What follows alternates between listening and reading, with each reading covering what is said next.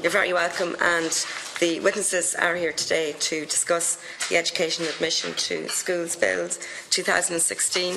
Jane Donnelly, Atheist Ireland, Evangelical Alliance Ireland and Ahmadiyya Muslim Community of Ireland. This is the first time an Oireachtas committee has been jointly addressed on behalf of atheists and evangelicals and Ahmadi Muslims. We are the only group talking to you today who represent belief groups protected under the right to freedom of religion or belief who are discriminated against. This is a human rights issue, not one of balancing different parental choices.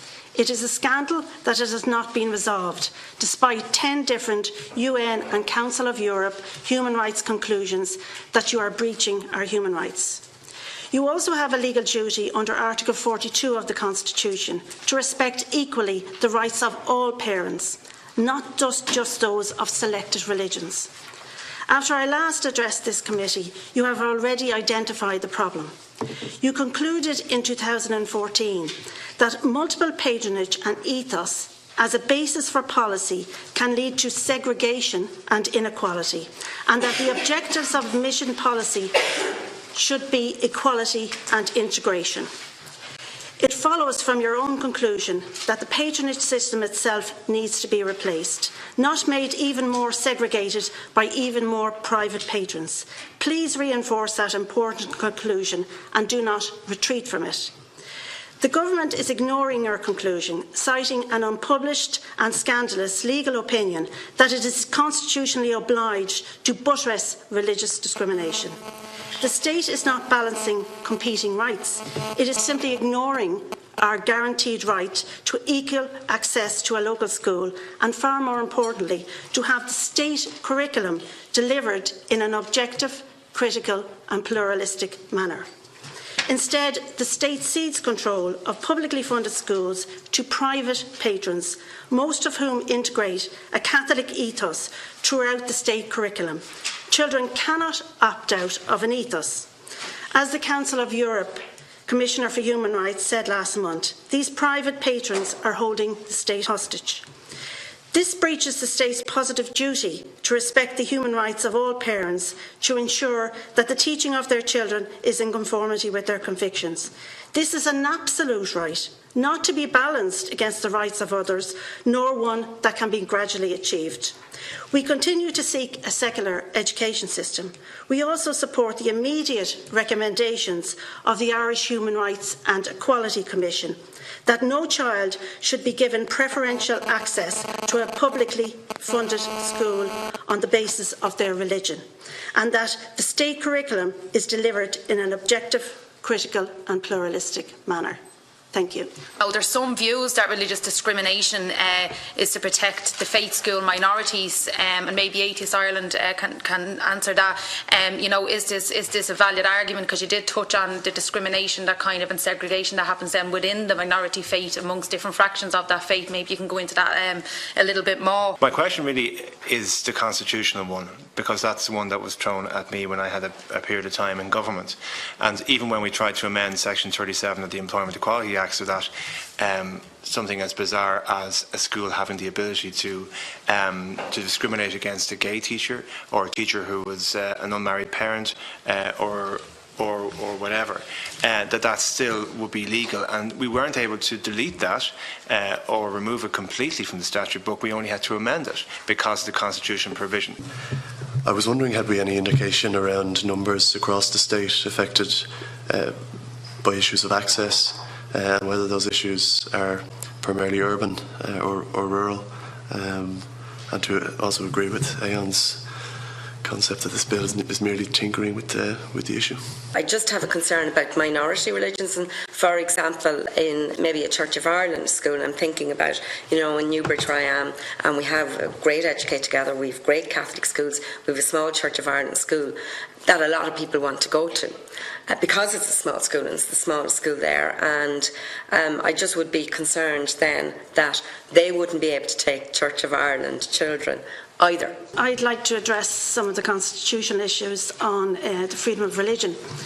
I'm representing here the Ahmadis and Evangelicals and Atheist Ireland. Now, what happens at the moment is that the state is protecting some minority faiths and majority faiths, while still discriminating against other minority faiths. So if you are go to a Church of Ireland school, for example, they give priority to Church of Ireland. They might go down the list then and do Methodist and Presbyterian. But Nick Park has told me that he gets letters from schools, Church of Ireland schools, where he has to classify to the board that they are a church, that evangelicals are a church, as his particular church is a church. So that means a board of management is deciding whether this is a church or not, so whether they let in this particular minority child, minority Protestant child, evangelical, along that line. Now, if you take the two Muslim schools, they're under the Islamic Foundation of Ireland. That's kind of Sunni Islam. They wouldn't let in Ahmadi Muslims. There's a question over that because the Sunni Muslims don't believe that Ahmadi Muslims are proper Muslims. So there's an issue under the second part of Section 73C of the Equal Status Act, because they would say that they're undermining their ethos. So this thing of choice, so what are we going to have? Some Islamic schools for Sunnis, some for Ahmadis, some minority faith schools for Church of Ireland, Presbyterians, evangelicals. We can't go down that road. If the Constitution protects religious freedom and freedom of conscience, it protects it for everybody, not just the religious majority in a particular area. Most of what happens in schools, then when you get into schools, is the main problem, I think, for us, because when you get into school, that religious ethos permeates the whole school day. So the purpose of religious schools, let us be clear about that, is to evangelise. That's their purpose. They'll tell you that. That's what they do. Their purpose is to evangelise. But as they're evangelising the children from their own faith, our children are being evangelised along with that. And that doesn't protect religious freedom in the Constitution.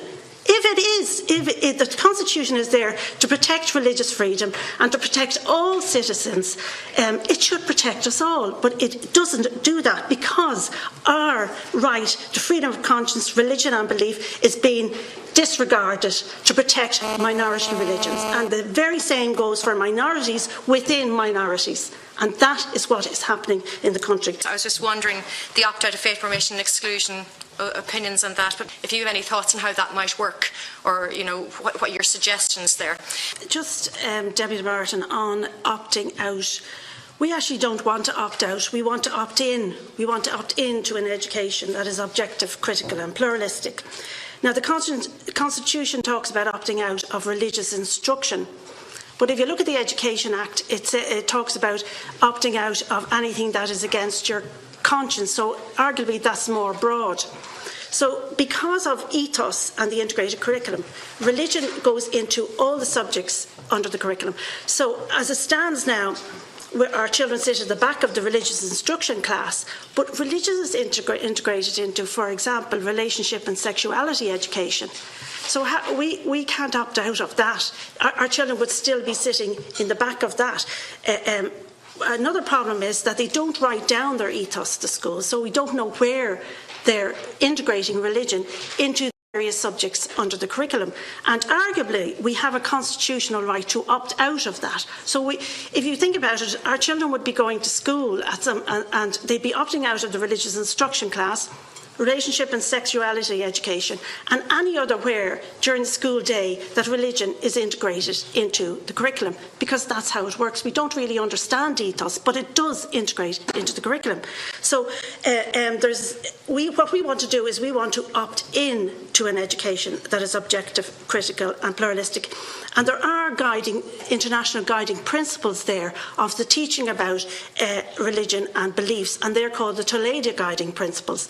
Now, the NCCA, on foot of a recommendation from the Forum, are trying to bring in a course called Education about Religions and Beliefs. And we would be supportive of that to the extent that if the Admissions to Schools Bill is amended in line with Irish Human Rights Commission's recommendation that the the curriculum is delivered in an objective, critical and pluralistic manner, then we would be able to opt in to education about religions and beliefs in an objective, critical and pluralistic manner. And we would be in a position for the first time in schools that we could opt into that instead of trying to opt out. We want to belong. We do belong. We don't want segregated schools, and we don't want to be in a position when our children go to school they're segregated again.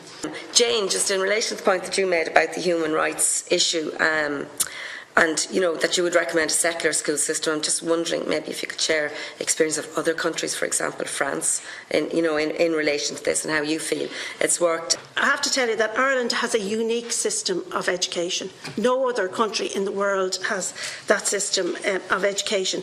But what usually happens is that there are, if states fund religious schools, there is a parallel system of non-denominational schools where all children attend and the majority of children attend, and that's what happens. And even in France, in one area, in particular France, they do fund some religious schools, but they don't let them discriminate on entry.